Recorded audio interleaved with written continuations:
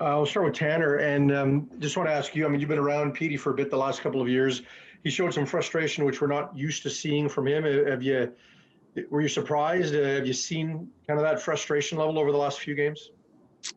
Um, yes and no. I think, sometimes there's a game within a game and stuff's not going your way. Over my career anyway, I used to get frustrated a lot too. And, it's maybe not the best route. Um, 'Cause then you start doing stuff that's not in your repertoire type thing. And, just kind of have to stick with it, even though bounces aren't going your way, and just, keep on grinding. Adam, can I ask you about the first period last night? Have you ever had that many good looks in an NHL game? I don't know, but unfortunately some of those didn't go in, but those I feel like personally those are the starts that I need to a game. And I think those all just consisted of my line working and moving our feet and skating hard. And I think that's the way I need to play to be successful is, work hard, keep the feet moving, and get into the gritty areas. Next, we'll go to Ben Kuzma. Kuz, go ahead. Yeah, question for Adam. I take a large, by the way, that hoodie. Second period, they really pressed you guys hard, Adam. And as much as you had the five shots in the first period, you probably could have had 3 goals. There's a cross check that you took when they were up 2-1 in a pivotal part of the game. I know you have to play with an edge and you want to bring a certain mentality to the game. What do you learn in an instant like that when you take a cross check and put them back on the power play? I think I just went in there and wasn't expecting, to cross check them over that easily. I was just trying to be hard on them and get them off the puck a little bit, but I definitely think I could have, went in and stick on puck a little better and use my shoulder. And I even talked to the ref and I said, I didn't think that was that hard. He said, it just looked bad. And obviously it's going to raise a flag and get a call, but, I think, definitely could have been a little bit more disciplined and, but, I was just trying to play hard and trying to put pressure on their D. And, I think could have went a little different way and, maybe a little different turnout. But you don't want to lose your aggressiveness, right?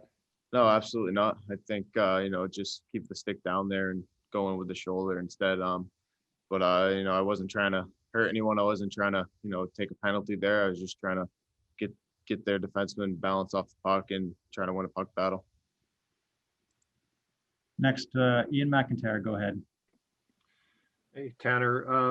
I imagine there aren't many times where you're comfortable with any 3-game losing streak, but is there any added urgency because of the season and the format and how short this is?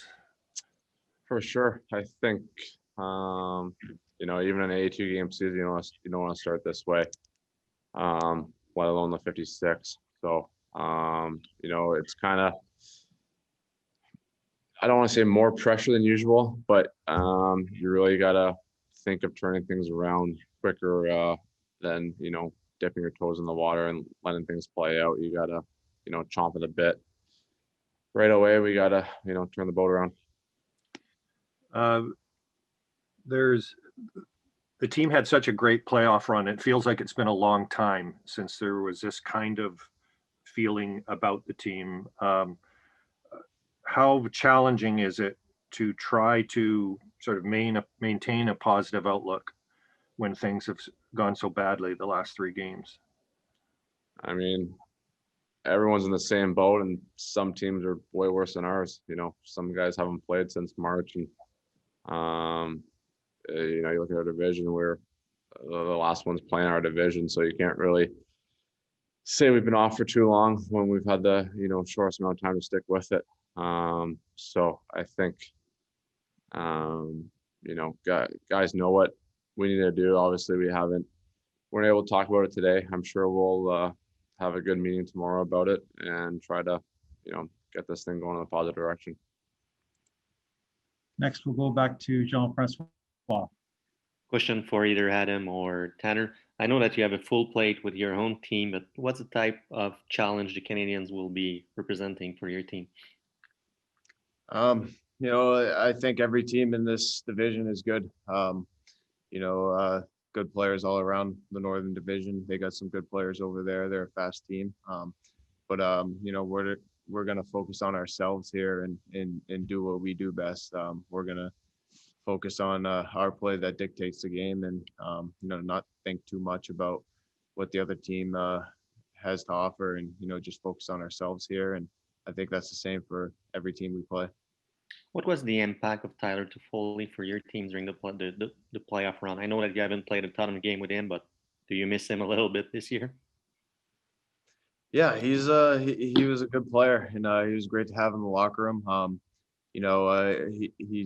He's definitely going to be missed, but we got guys who can fill that role, and we know everybody on our team can play, and everybody's here to win. So with or without them, we're gonna play our Canuck hockey and stick together as a team. Daniel Wagner, go ahead. Tanner, the Canucks have given up more shots than any team in the league other than the Oilers so far.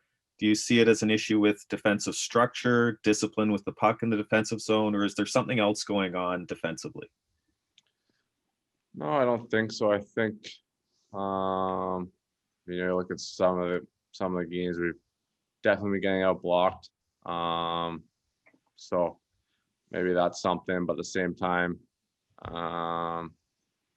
maybe teams are just funneling more pucks than net, or I know for